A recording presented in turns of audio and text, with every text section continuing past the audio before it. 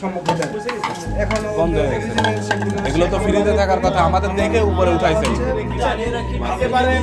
দেখা যাচ্ছে এবং এই চাঁদপুরের হাজীগঞ্জে বাসি ও পচা খাবার সংরক্ষণ, মেয়াদ উত্তীর্ণ ওষুধ রাখা এবং বিভিন্ন অনিয়মের অভিযোগে 7 প্রতিষ্ঠানকে মোট 1,23,000 টাকা জরিমানা করেছে ভোক্তা অধিকার সংরক্ষণ অধিদপ্তর ও যৌথ বাহিনী। 12 জানুয়ারি সোমবার সকাল থেকে ভোক্তা অধিকার সংরক্ষণ অধিদপ্তর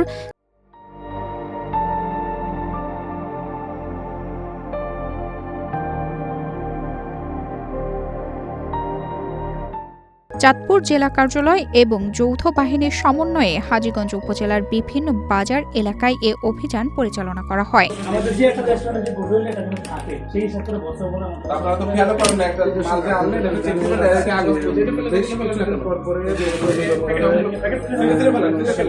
নষ্ট করে আমাদেরকে সংরক্ষণ রেখে দিচ্ছেন কি পরিবেশে তারা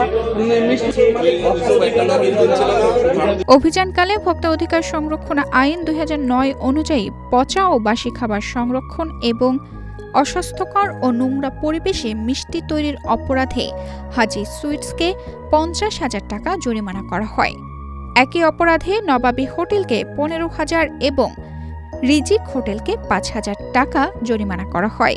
এছাড়া মেয়াদ উত্তীর্ণ সস ব্যবহার করার অপরাধে খাওয়া দাওয়া হোটেলকে 30,000 টাকা, মেয়াদ উত্তীর্ণ ওষুধ বিক্রির উদ্দেশ্যে সংরক্ষণের অপরাধে মিডওয়ে ফার্মেসিকে 10,000 টাকা জরিমানা করা হয়।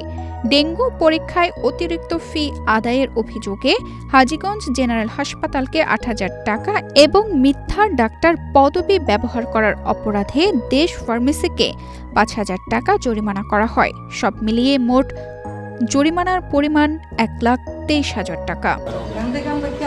আর আমিও কথা দিলাম এরপরে আর জরিমানা হবে না যদি অনিয়ম না পাওয়া যায়।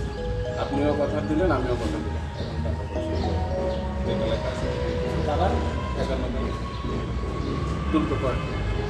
চাঁদপুর ভোক্তা অধিকার সংরক্ষণ অধিদপ্তরের সহকারী পরিচালক আব্দুল্লাহ আল ইমরান এসব জরিমানার আদেশ দেন।